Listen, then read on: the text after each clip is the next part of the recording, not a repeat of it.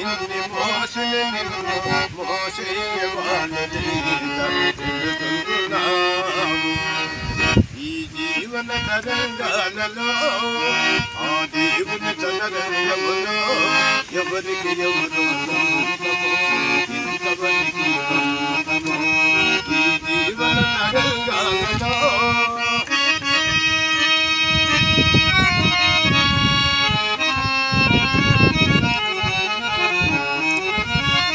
గడప చించక పుట్టుదకను కాటికి నిన్ను మోసేదకను తనకు తల్లి పెట్టేదకను ఆపై నీతో వచ్చేదెవరు ఆపై నీతో వచ్చేదెవరు.